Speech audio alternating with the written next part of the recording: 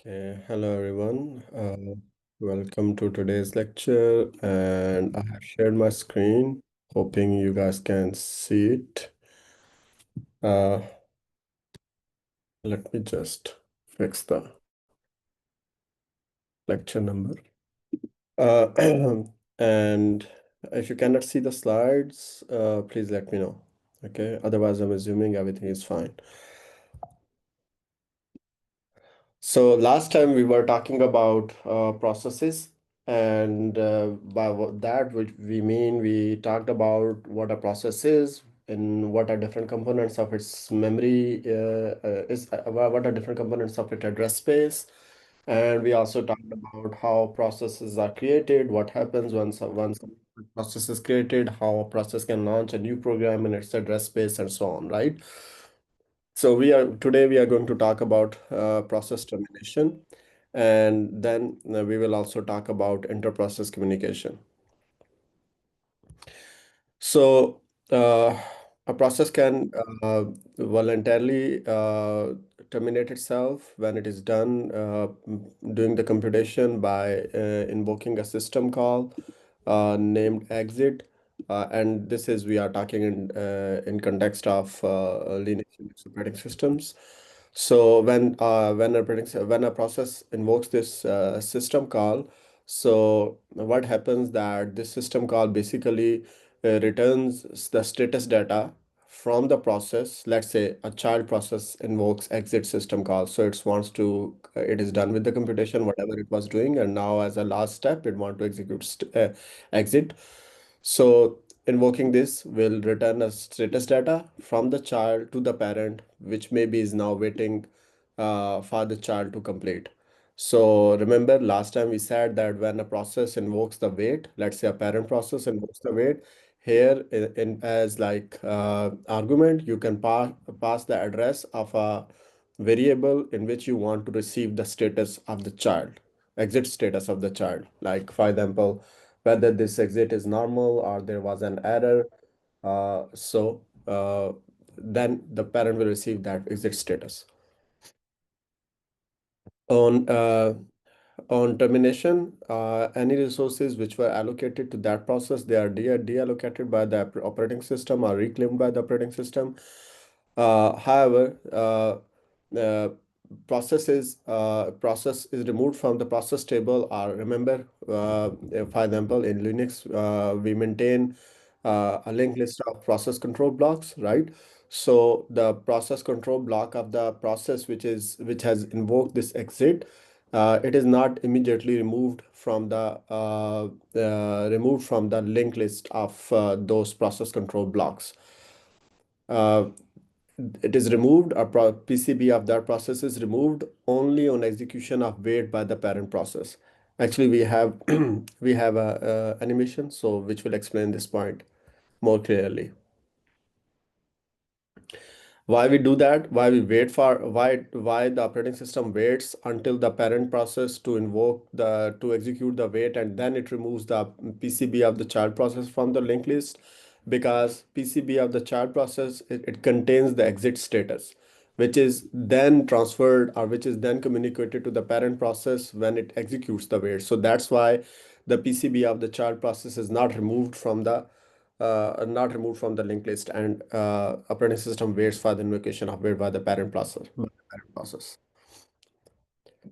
Uh, it is not only the case that always a process invokes exit to terminates its own execution. Sometime the parent process may terminate the execution of the children processes, and if it want to do so, for that it uses a system called abort.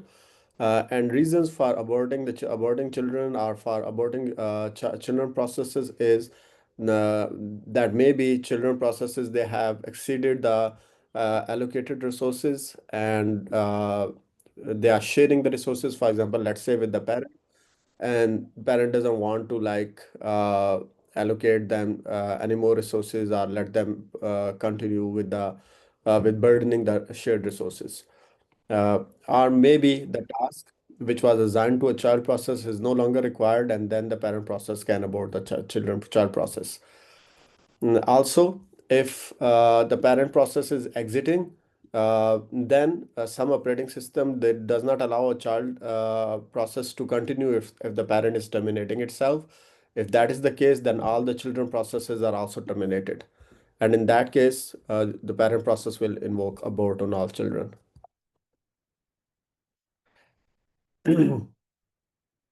As I said, some operating system they do not allow children processes to exist if parent has terminated. Uh, and that's why when a parent process is terminated, then all its children must also be terminated, and this is known as cascading termination, because all children, grandchildren, etc., which appear in the process tree of that parent process, they need to be terminated, and this termination is initiated by the operating system. So again, here we have this example. Let's say that your parent, that let's say that parent process invoked this wait system call. So, and then it's mean that it is waiting for one of its children to complete, to terminate, right? So then there are two interesting piece of information here. One, this and status. So this is actually the parent process passes as a parameter to the address of the address of a variable in its address space to the system call, and then the operating system copies the status of the child, the exit status of the child in that memory location, or in that memory location in the address space of the parent. The other information which is returned by the wait system call is the process ID of the child, so that if there is a case that a parent is waiting for multiple children processes to complete or to terminate, then it can, based on PID information, it can identify that, okay, which process has or which child process has terminated or completed its execution.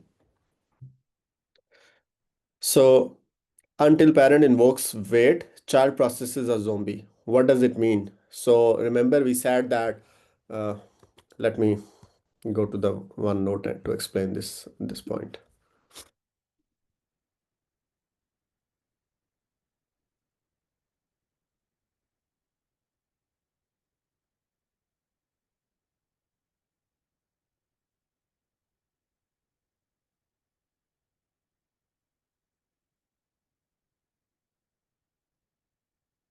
Yeah. So let's say we have two processes. Process A, let's say it forked the child, and then it's continued its execution, and then it says wait, and it passes the address of the status variable, and it will receive the process ID of the child when child process is terminated, right? So let's say here we have the child process, and then it invokes exit, right? So there will be time difference. Like let's say this process B invokes exit at time t1, right? And then the process, and let's say we have a single core, and only one process can run at a time. So process B invokes exit, right? But in kernel address space, the process control block of process B, it is not removed even when exit is called, right? The process is not existing anymore. It is not running anymore. All of the resources are reclaimed, but process control block of the process B still exists in the kernel address space, right? And why? Because here in this process control block, we have the exit status of the process B. I'm writing only exit B to indicate the exit status of the process B, right? Now that is communicated or passed to the process A when process A will get the turn to execute on the core, and only after that point the process control block is removed from the linked list. Now the timeline between, for example, here, let's say I'm drawing the timeline here. So this is the point when the exit is called by process B, I'm writing just PB to indicate that exit is called by process B. And this is the time point where wait is invoked by process A, right? So in this point here, in this duration, process B, uh, it doesn't exist anymore in the sense that all the resources are reclaimed, but it still has process control block. Uh, and that's why it is called a zombie process, right? Everything else is reclaimed, process control block, all the information in process control block, for example, allocated memory will show that no memory is allocated to this process. There are no open file, there is no allocated IO device, but it will have the exit status. So that's why we will say we name it as a zombie process in this duration. But once the wait has been invoked by the parent address and it has received the status, after that your process control block is removed and your process is not zombie anymore.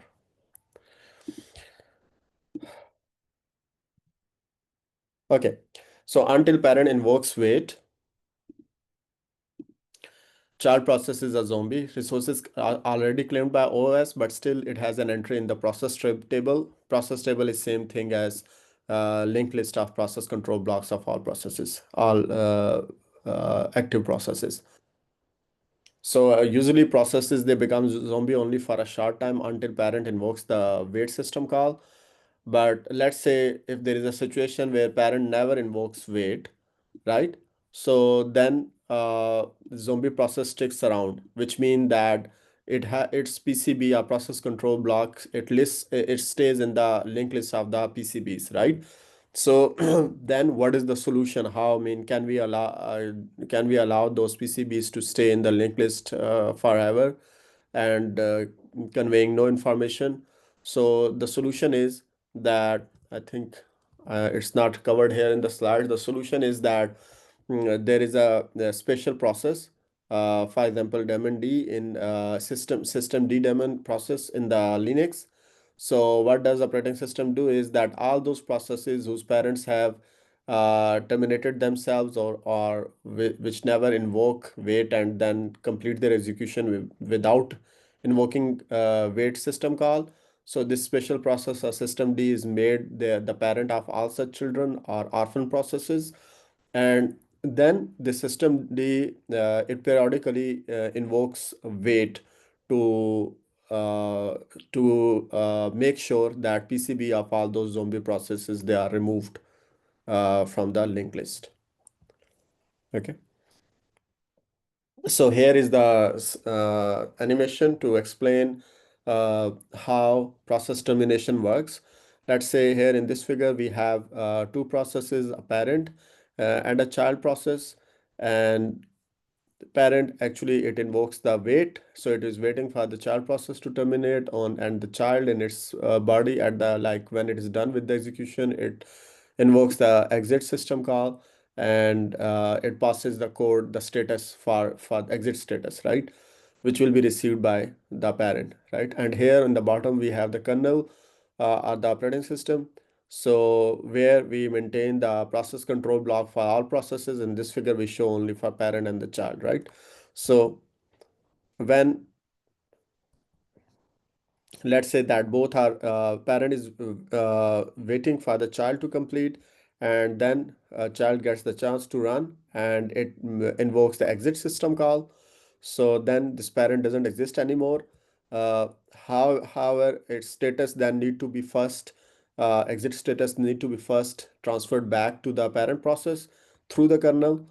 And once uh, it is received, and once the operating system makes the sorry, not the operating system, once the parent process invokes the wait, it receives that status, and after that the PCB of the child process is removed from the linked list.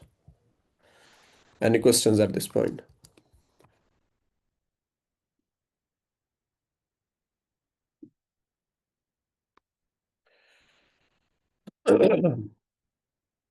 Okay, so let's have a look at this example code and try to understand what this code is doing. I will be back in like 1 minute.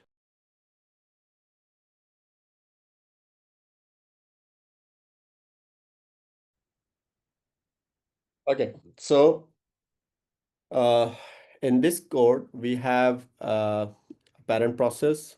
In all these examples, I made this mistake of never putting the curly bracket after main. Anyway, so uh, we have this main process, and it has two PID process ID variables, X and Y.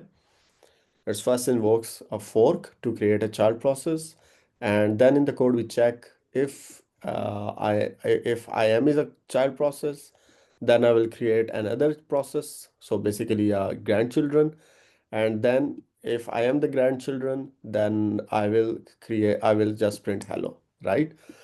So to actually implement this in the actually to see what this code is doing, I wrote the code and by putting just some printf statements. So for example, here we are just printing the ID of the process, which will be basically the ID of the main process, and then I getting ID of the parent process of the main process, and creating a fork or invoking a fork, which means basically creating a child. And then here we are checking if I'm child, then I will do the same thing. I will print my ID. I will print ID of my parent process, which will be the main process, and then create a child, which is grandchildren, child of the main process. And then if I'm a grandchild, then I simply get my ID and my parent ID and print hello, right? So here what is happening is that we are simply creating a child and a grandchild. The thing which we need to point out or emphasize here is that none of the parent process is waiting for the child processes to complete, right? So, for example, the main process is not waiting for X for its child here to complete, right? And then then terminate. The main is not invoking anywhere wait. Main is not invoking anywhere wait system call. Similarly, the child process is creating the grandchild, but it is not waiting for the grandchild to complete. Now, if we look at this output here, so here we see uh, first process, and it's which is like main process, and the ID of its parent process, and the child, the first child, right? 53421. Then when we print,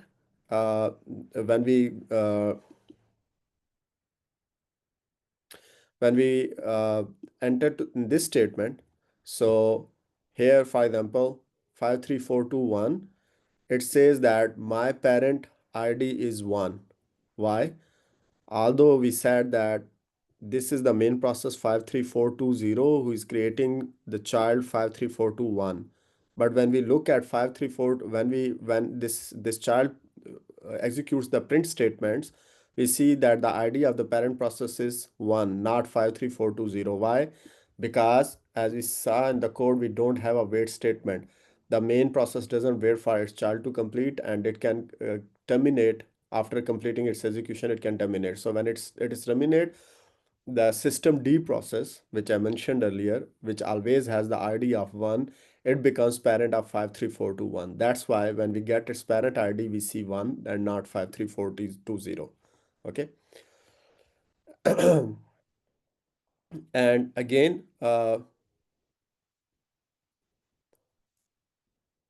this is the statement where child is creating the grandchild here, right? And again, the child is not waiting for the grandchild to complete. X is not, for example, we are not putting any wait statement here, right?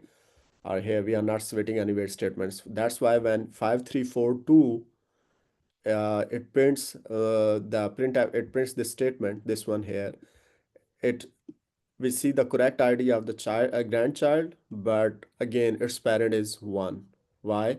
Because the process which created the grandchild is already completed and terminated. So that's why system D becomes the parent of the grandchild too. Okay. So what we are trying to basically, I'm trying to highlight is that whenever there is a process whose parent has terminated, the system D is assigned as parent of that that process. And systemd process in Linux, it always has process ID of 1. Okay. So let's have a look at this figure. Okay, I know, I have written the code on the right and I have shown the console output also on the right, but for time being, just ignore them. Try to understand this code on the left, this one, and think about what this code is doing. Okay. You have like, let me give you like 1 minute, and I will not ask you the output, but I just want to give you some time to try to understand what this code is doing, okay? And then we can continue.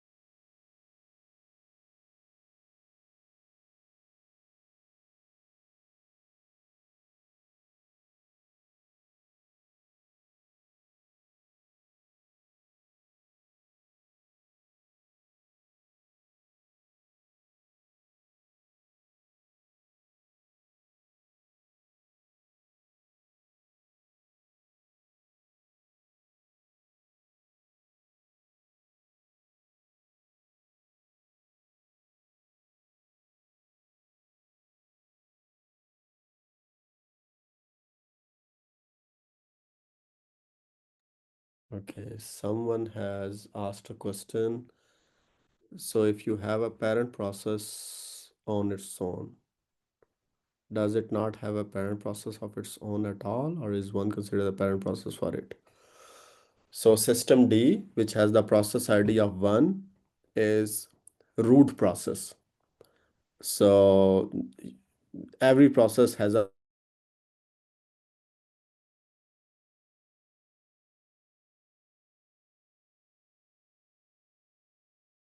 the same situation in their operating systems as well, because you have to have a first process which then generates or creates or becomes parent of all other processes in the system.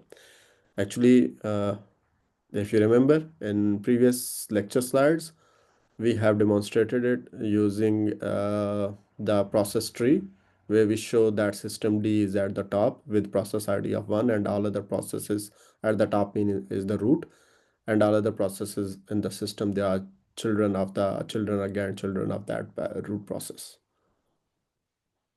I hope it answers the question. If not, let me know.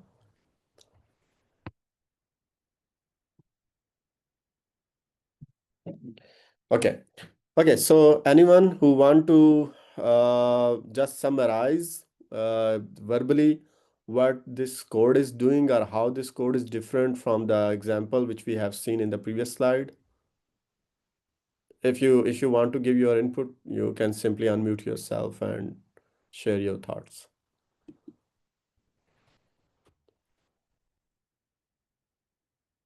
Sorry, what was the question with that?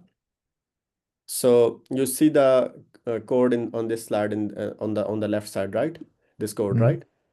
Yeah. So uh, if you look at this code and then compare it with the one on the previous slide, so, and if you understand what code is doing on this slide, the previous example, right? So how the Mhm. code on the next slide is different from the previous one? Different in the sense of like parent-child relationship and IDs of the parents. I don't think I actually am in the Discord server. You Here, don't I'll think figure what? out how to Sorry, get say it in. again. I need to figure out how to get into the Discord server real quick. Okay. Is Wait, so something was posted in a Discord server? I didn't post there anything. No, it's just the slide here. Okay, Yeah. just making sure I understood that correctly. Yeah, it's the only slide here. I didn't say anything on Discord server. Oh, I did it. okay. Yeah.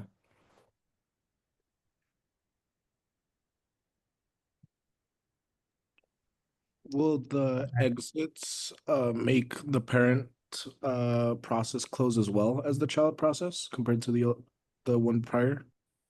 Will the exit process, please say it again. Does the exit process close the process, the child process, as well as, like, after a fork, right? The child process will continue through it, but then if it gets to exit 0, it'll close the child process as well as the parent process. Am I understanding that correctly? Uh, you are partially correct. I think you are talking about this exit, right? Yeah. Yeah. So this exit will terminate only the child process. Remember, there will be three processes. One is main, which is, let's say, name it as A, and then it will create a child, which I'm naming as B. Then child will create another, which let's say name as C, right? So here B creates C, and then it reaches here. So at this exit, right? So only this B will be terminated, child, right? Because you can enter this block only if you are child process. Main cannot enter here. A cannot enter here, right? Yeah, but then C also has an exit within itself, right? Yeah. So exit C will also terminate. So now let me try to explain what is happening here. I'm not going into this code. So basically what I'm doing is that we are just simply printing for each process, we are simply printing its process ID and the ID of its parent, and if it is creating any child, the ID of its child for all the processes, okay? So here we first, let me name it as process A. So which is the main process. So its parent ID, its process ID is this one, and this is the parent of A, which we are not concerned with. And then it creates the process with this ID, which we name as process B, right? So we are actually at this point. Let me use a different color.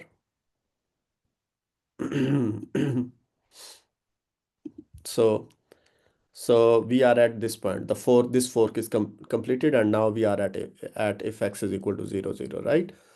So it's mean that another process is created, and which I'm naming as B, right? And it has this ID 153477. So now the parent, for parent x is not equal to 0, so parent reaches here, and it waits for its child to complete, right? So basically A waits for B to complete, right? And now B enters here, and it says y is equal to fork.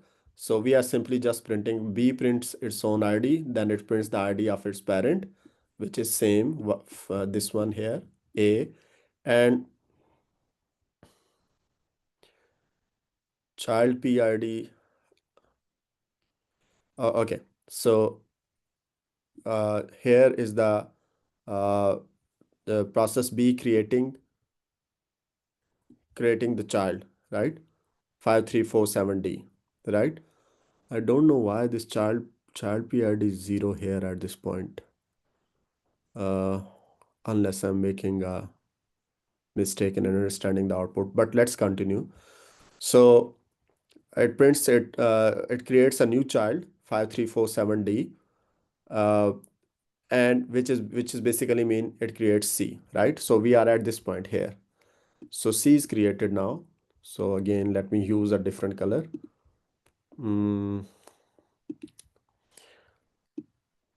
C is created now, but after invoking fork, process B is not invoking wait anywhere. Process B will not enter this if, right? Because y is not equal to 0 for process B. So it will directly reach here, which is mean it is terminating itself, right? So if it is terminating itself, so it's mean that the parent of C is terminated, right? So when the parent of C is terminated and C prints this statement, uh, print PID and parent ID, it prints its ID correctly, C here, but it sees 1 as its parent, right? So why? Because its parent is terminated and system D has now become its parent. Okay. So However, are B and C happening at the same time? So that's why B closes while C is still waiting. Does that make sense? say it again, sorry. So you're saying that C or process B exits, right? So that's why on that second to last line, the parent child is the parent's process is one because B deleted itself, right? Yeah, remember that I executed this code on a machine with multiple cores, right? So it is possible that both process B and C are running at the same time, right? So because they are running at the same time, so by the time process C is here, like printing hello or printing this statement, these two statements, by that time process A B is already terminated. So that's why it sees one. So your understanding is correct. So that's why process PRD is one. However, uh, for process A or process B, sorry. So for process B, you don't see the parent ID of one anywhere. Why? Because its parent is process A and it is waiting for B to complete. So for example, this was B, right? So parent ID is always 53476 because parent is waiting for it. So it doesn't become a child of system D. Does process A wait for process C to terminate? Anyone who want to answer this question? A student asked the question that in this example, let me just draw these figures to make it clear. The child parent relationship is parent of B and B is parent of C. Okay, now keep this figure in mind and our relationship in mind, and then try to answer this question from a student. Does process A wait for process C to terminate? Anyone who want to answer the question? No, Why? because our argument to the wait call in process A is for its immediate child, not for Y. Yeah, that's correct. When you invoke up when a process invokes wait, so it's mean it is waiting for its own children, not for grandchildren or grandchildren. So yeah, you are right. It will wait for only process B, not for process C. Okay, you're welcome. Okay, now that with that we are done about process creation and process termination. Now let's start. So that was like about what happens at the start of the life of a process and what happens at the end of the life cycle of a process, right? But then between start and end, they do something, right? For example, they do some computation, right? Now the computation they are doing, a process for computation a process is doing, maybe it is doing it independently, or maybe it is doing that computation in a cooperative way, uh, by working in a team or in a group with other processes as well, right? So processes within a system, we can categorize them as independent or cooperating ones. So independent processes are those which cannot affect or cannot be affected by the execution of another process. On the other hand, cooperating process, it can affect or be affected by the execution of the other process. So basically, cooperating process, they either they share the data with each other, or they are synchronized with each other in terms of their communication, right? So reasons for process cooperation, for example, there are multiple, let's say, processes which want to share their data. Let's say one process is producing data and the other is consuming it. Maybe you want to speed up the computation. For example, you have a computation problem, and you want to like divide it into multiple sub problems and then assign each sub problem to a different process and ask them to compute that sub problem. And once then they are done, then you compute the overall solution, right? Or you are designing an application which is consisted of multiple modules. For example, let's say in word processor, you have a process which is taking care of the typing. Typing means you are entering the input and it is reading the input from the keyboard and displaying on your screen. And then there is another process which at the same time is doing the spell check on your text, right? So the two different processes, they are part of the same application, but you have divided the work to speed up your work and also to incorporate the modular design in your application.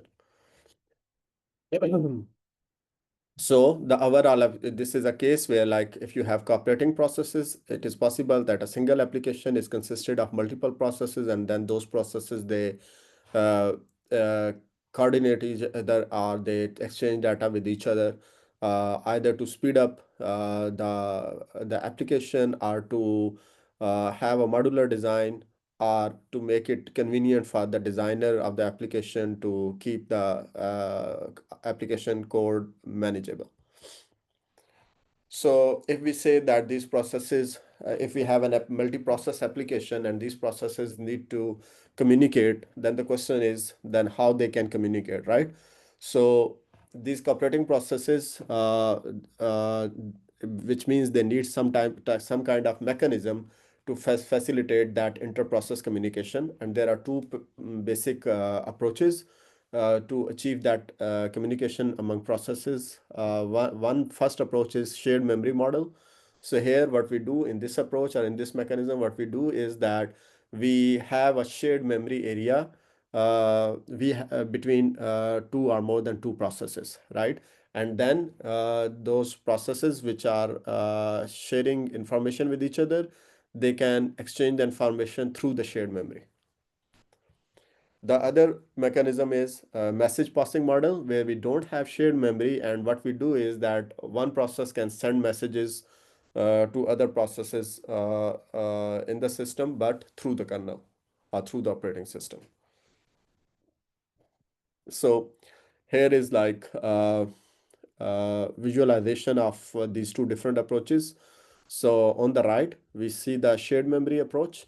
Here you have two processes, process A and process B, and there is a memory region which is shared between two of them, and both of them can access it. Normally, keep in mind that typically one process cannot access the memory space of another process, and which is actually desired to maintain the isolation between multiple processes, because we don't want one process to affect the execution of another process. However, if they are using the shared memory model for communication with each other, then we need to have a shared memory region, a shared memory area to which both processes can make accesses.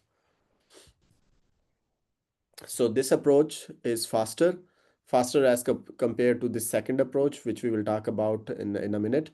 So why it is faster? Because there is no kernel intervention. Kernel intervention is needed only in first creating the shared memory region. But once the shared memory region is created, there is no need for kernel intervention when, for example, process A writes to this shared memory region, or process B, for example, reads from this shared memory region. So writes and reads from the shared region, they are independent of the kernel intervention, and which means that it makes the whole process faster. Remember, whenever you need the kernel intervention, it becomes expensive, because it's mean you are invoking the kernel. So if you are in user space here, let's say process A, and then let's say if it needs the kernel support to write data into the shared region, so whenever it say write into the shared region, it traps into the kernel. So you are switching from kernel space into user space. So you are making a context switch. So basically it's mean that here you are executing user process, and now you are asking the kernel code to execute, right? So user process is a separate process, kernel process is a separate process, right? So there will be a context switch, and which becomes expensive. Remember, we have talked about context switches briefly in one of the previous slides, like I think last lecture.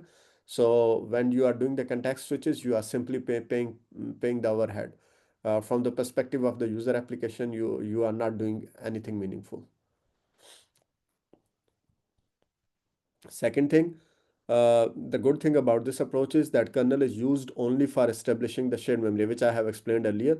That kernel is involved only in first creating the shared region, and after that, there is no kernel intervention in the whole process of data exchange and information exchange.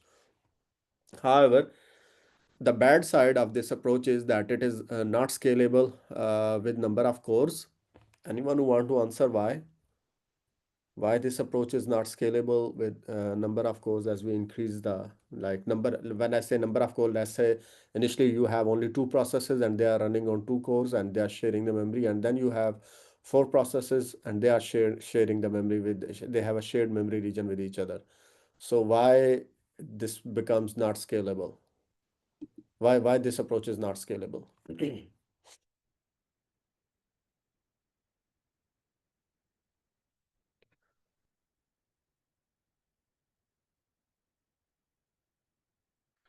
Because one thing is that synchronization overhead, as it is quite possible that process A it is trying to access the exact same location in the shared memory area where the process B is also trying to make the access, right? So if both of them are trying to access the same location at the same time, so we can allow only one of them to access it, right?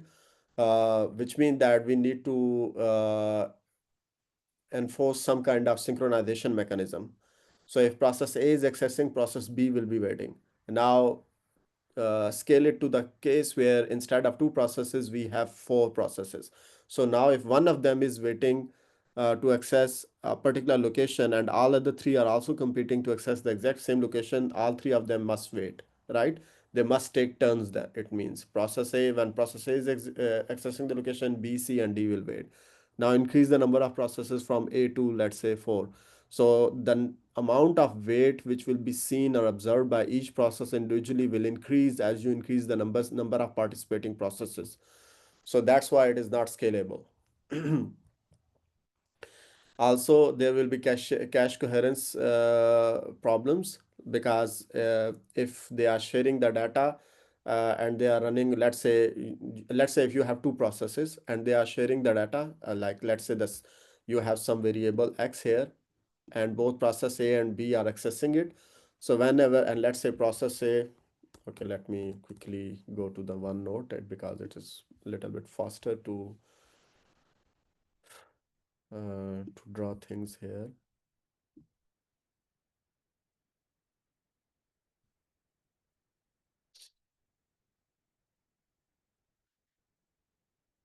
So let's say this is your shared memory area and it is shared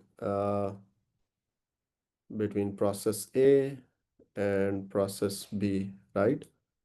And let's say here you have some variable X, right? And so this is only like logical depiction of how just to show that X shared memory is mapped in the address space of both process A and process B. But how actually processes will be running, let's say I have 2 cores.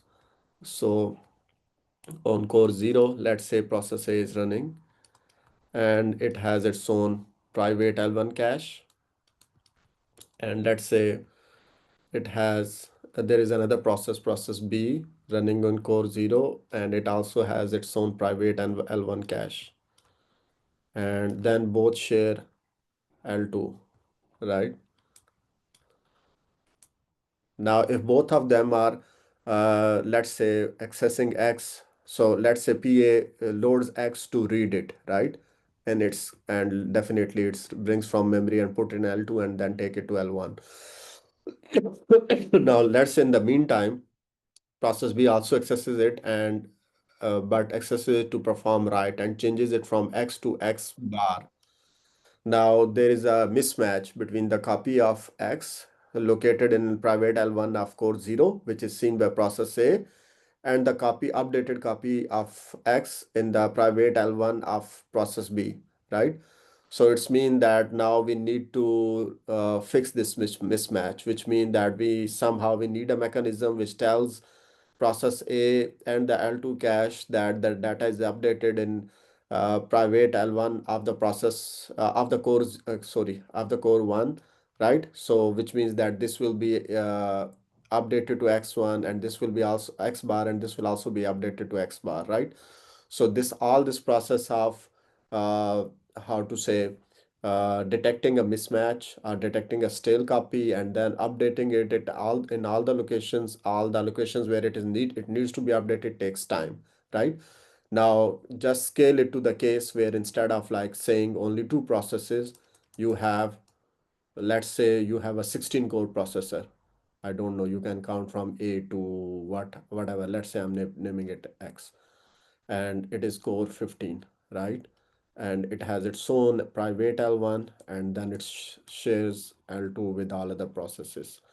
Now let's say if all of them are sharing have the same shared memory area, and they are accessing, let's say, the same variable. If any one of them updates the data, all other needs to be notified, and all other needs to update their copy of the data, which will take even more time, right? So that's why this approach is not scalable. Like not scalable mean that as you increase the number of participating sharing processes, its overhead becomes larger and larger. Any questions?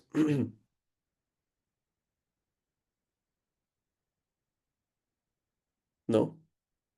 Okay, so as compared to that, we have an alternative approach of message passing, where what happen is that when you have, let's say you have two processes, process A and process B, uh, so they can communicate with each other instead of by sharing memory area. They can communicate by exchanging messages. Let's say if process A want to send a message, it will first send that message to the kernel, and then kernel will forward it to the process B, right? And same is the case, like if process B want to send the message to the process A, it will not happen directly but through the kernel, right?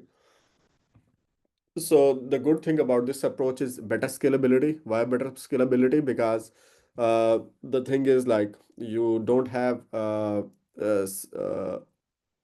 this cache coherence problem, right? The second thing is that you don't also have synchronization over you don't have synchronization overhead because you are not accessing the same data at the same time. Like here, remember we said that A and B, it is possible that both of them try to access the same variable at the same time. So then we need to enforce the ordering, or we need to do some kind of arbitration between A and B to figure out which one of them will be allowed. But here, when you are exchanging the messages, process A can send a message independently to process B. When I say independently, it's mean like there is no such case that the same message which process A is sending to process B, the same messages cannot be written by process B, right? Because there is no shared message, there is no shared memory, right? No such thing as shared between two processes. But the problem with this approach is that it is slower as compared to the shared memory approach. Why? Because every time when you exchange the message between two processes, kernel is involved. So again, as I mentioned earlier, whenever you request a service from the kernel, it's mean you are doing a context switch, so it becomes expensive. Also, this approach is expensive for large data sharing. So, for example, if the messages which you are exchanging that they are large in their size, they become more expensive. Why? Because there is copy overhead. Why copy overhead? Because message which you are process is sending to the kernel, it will be somewhere copied in the kernel space, and then from the kernel space, it will be copied into another location in the process B, address space of process B. So like, for example, if you are exchanging a message of consisting of only 1 byte, so that 1 byte will be first copied from here into the kernel address space here, and then from kernel address space into the process. But if compare it with the case where you are sending a message of 1024 bytes. So it will take more time for you to copy 1024 bytes into the kernel address space and then copy 1024 bytes again into the process B address space. So it becomes more expensive when you have larger messages. And it also increases your memory footprint, which means that messages take more space in memory. So like both in terms of latency or timing, it becomes expensive, and also in terms of the memory requirement. Okay. So I think, okay, let me read this slide and then I can show you this animation.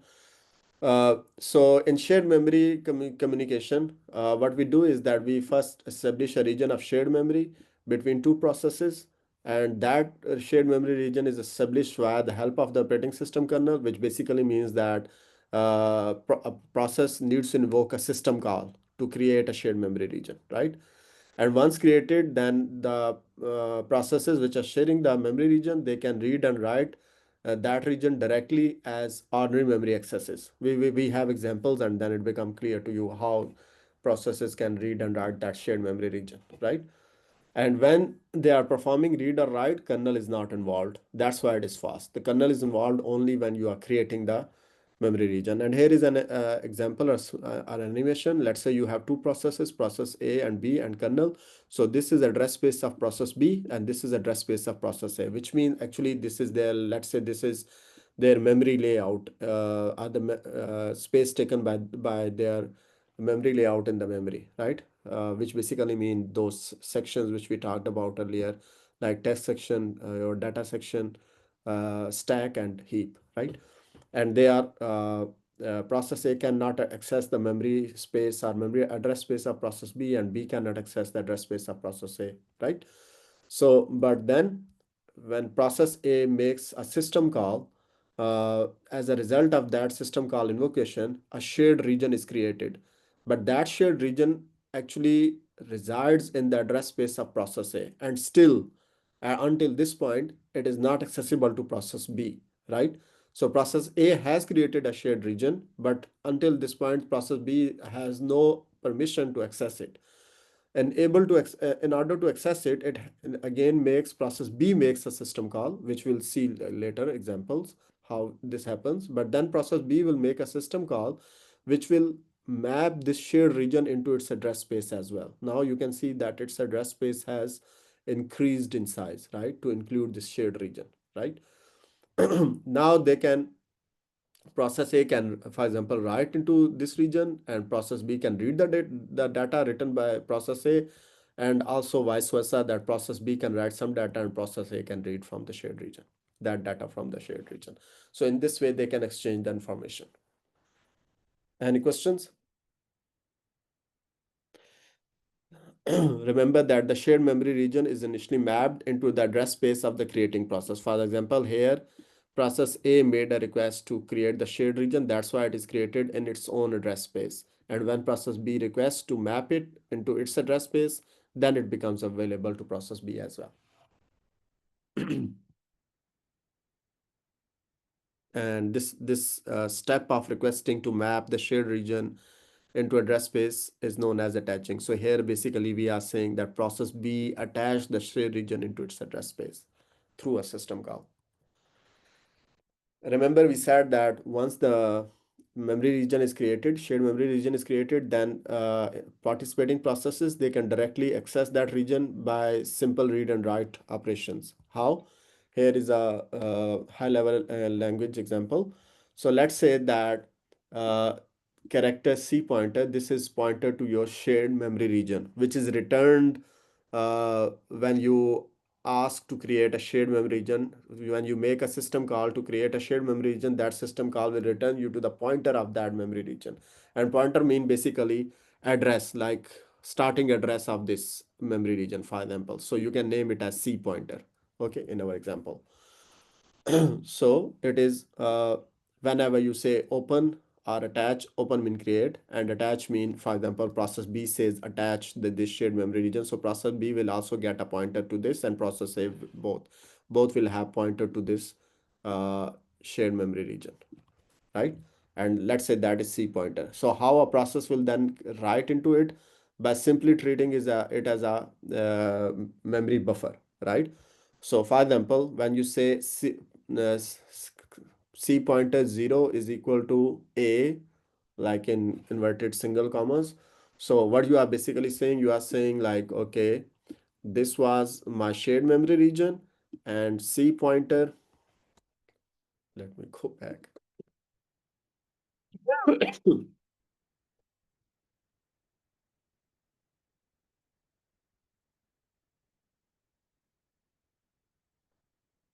So let's say this is your shared memory region, and C pointer points to, or any pointer, like we are just using the name as C pointer, you can have any other name.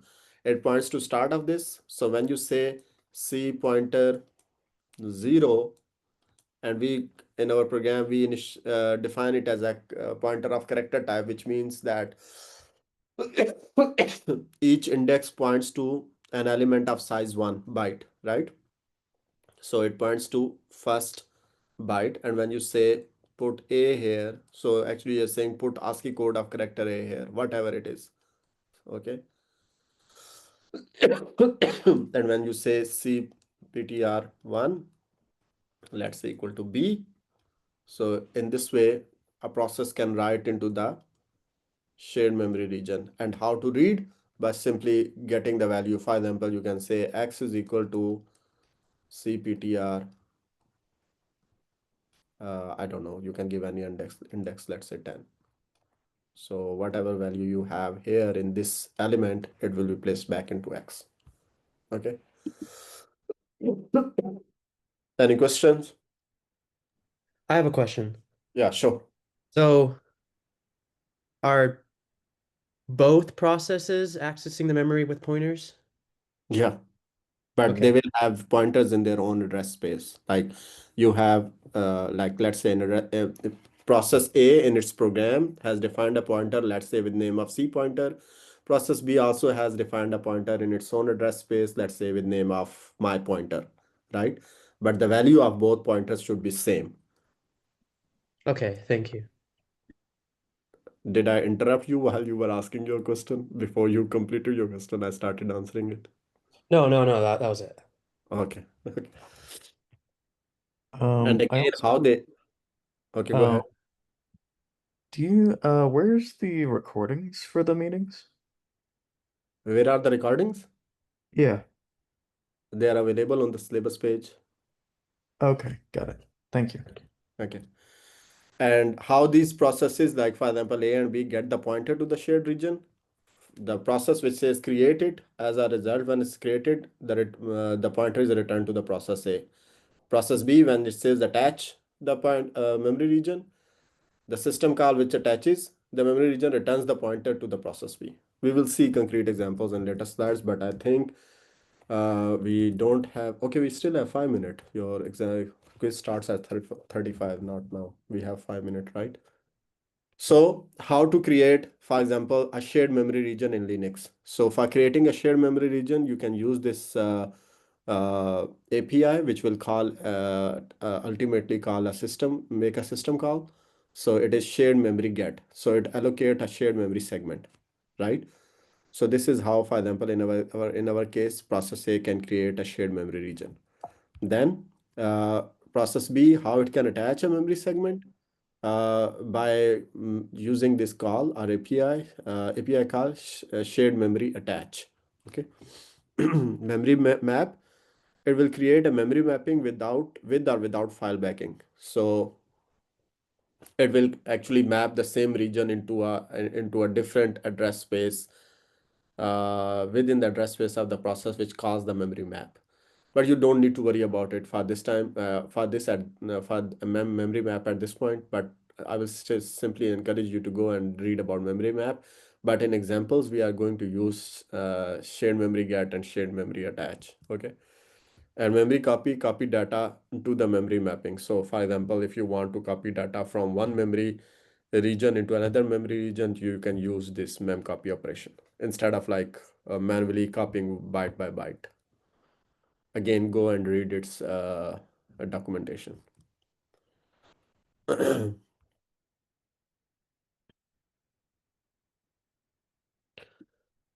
Okay, so let's just only cover this slide, which talks about producer-consumer problem, but we will not talk about the solution at this point. We can talk about in the next lecture, but let me just explain the problem. So just to illustrate that how the IPC mechanism works using shared memory, we can use the producer-consumer problem to make things clear. A lot of problems, they look like this. For example, when you are using a client server relationship, so you can assume that server is a producer. It is producing some kind of information or providing some kind of information which is then consumed by the client, right? So in this generalized problem, we have a producer process, we have a consumer process, and then producer sends data to the consumer, as shown here in this figure, right? But then this data is sent from producer to the consumer. It can be sent in both ways. Like you can implement this producer consumer problem solution to this problem either by using shared memory or by using message passing. But if you are using shared memory for communication between the producer process and the consumer process, then you need to have a buffer, which is basically the shared memory, right? So whatever items that are produced by the producer, they will be placed in buffer, and then consumer will pick them from the buffer. As I said, we can solve this problem either by using shared memory communication or message passing. We will talk about solving it through the shared memory, and then in later slides we will also see how we can do the communication using message passing. Okay. Okay, now only 2 minutes are left, and I don't want to like enter into a new slide and then left it in the middle, leave it in the middle. So let's stop here. And do you have any questions?